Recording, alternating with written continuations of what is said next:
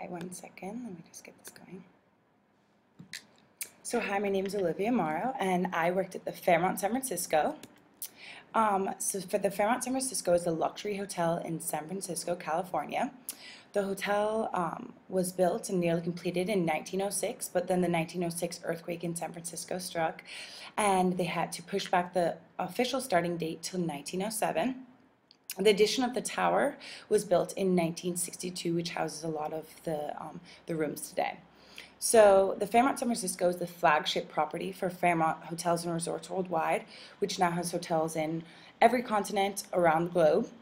This specific hotel in San Francisco has 592 rooms and 2 restaurants. The 2 restaurants are Laurel Court, which is the hotel's main restaurant and bar, serving breakfast, lunch, and dinner. And the Tonga Room is the hotel's historic tiki bar, which opened in 1945, so 70 years, and is the oldest running tiki bar in San Francisco. And I'll actually talk a little bit more about that later in the presentation. So this is clearly a very historic property, and it has been part of some of the most iconic moments in history. One of which was the location for the drafting of the UN Charter in 1945, and they actually had a commemorative 70th anniversary this year while I was there, so that was exciting to be part of that. So how did I find the job? Well, I've grown up in hospitality, so I was familiar with the brand before. I was familiar with Fairmont properties prior to searching for this position. And I worked with a PR internship last summer in New York, and they actually represented all the Fairmont properties worldwide. And so after I set my sights on San Francisco and decided that I wanted to be there, and then applied to the Fairmont in San Francisco. It was a very extensive interview process starting in early January, but by late March I got the job, which was amazing. I started the job on June 1st, but our orientation actually wasn't until mid-June, because they do it with all of the new June hires. So there were people from all different departments.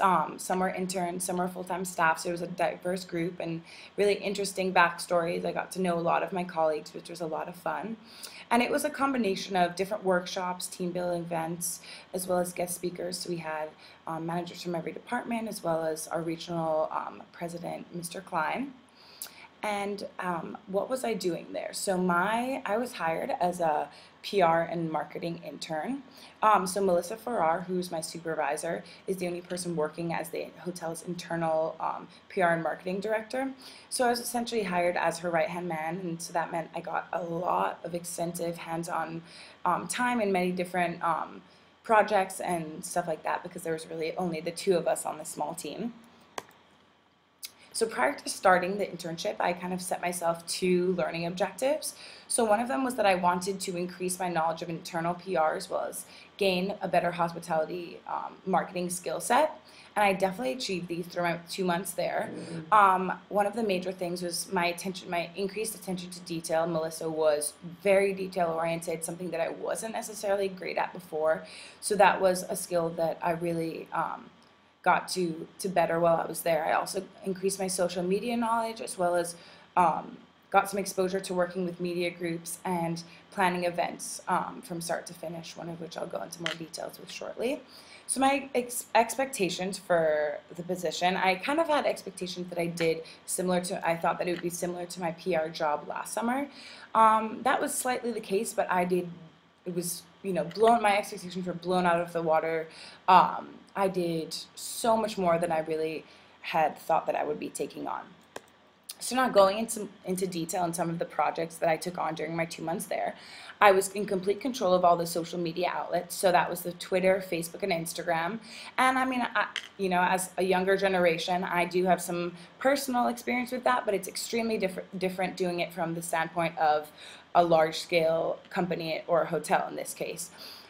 So it taught me the importance of learning my market, because I had to know who I was posting for, the time frames, because we have a very international, diverse group of people that stay with us at the property. So, when's the best time to post? What's the best media content to post? How will it reach the most number of people and get the best results? So that kind of was some trial and error, but by the end I felt very proficient in that, and you could actually see that through the number of followers, the number of likes. So that was a tangible tangible thing that I got to see throughout my time there. I also took on Tonga Room's 70th anniversary planning. As I said, Tonga Room was the hotel's on-site tiki bar and restaurant, so a very unique and iconic spot with lots of history. So I really took that on from start to finish. Melissa gave that to me as one of my largest projects. So I really took the reins on that. So I started by, I started to do working with vendors, getting different merchandise from the tiki mugs, creating the imagery for the magnets and the t-shirts.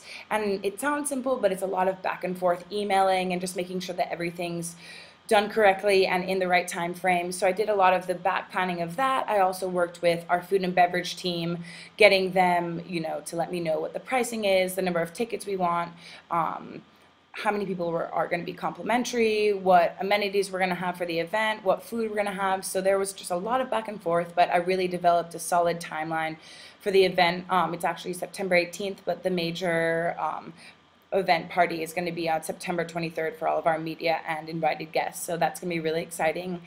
I unfortunately won't be there, but they said they're going to send me a t-shirt, which is great. I also worked with different departments, which was interesting. I thought that I would be kind of focused in on my own department, but the food and beverage kind of needed a little bit of help to get some of them inspired. We have a great team of chefs as well as a great bar team, but they needed some inspiration. So I have some background in photography, so I did some of their food photography as well as some of their new cocktail specials, so that got them really, really excited. So in all, what have I learned about myself and the industry as a whole? It was a wonderful 2 months working with the Fairmont team, and it really taught myself a lot, as well as it taught me a lot about the industry. I loved my position, but I'd say I really missed working in the front lines with interacting with guests daily or clients. So that was one thing that I kind of missed working in the back of the house, but I did like the 9 to 5 stability that I received because, when you're working front desk, it's such a sporadic timetable that it doesn't really leave you a great balance between work and social life. But working in the hospitality industry is still my passion. This internship just really furthered that. And I met great people, increased my knowledge, and got to work in a world-class hotel and kind of see how it operates from the inside out.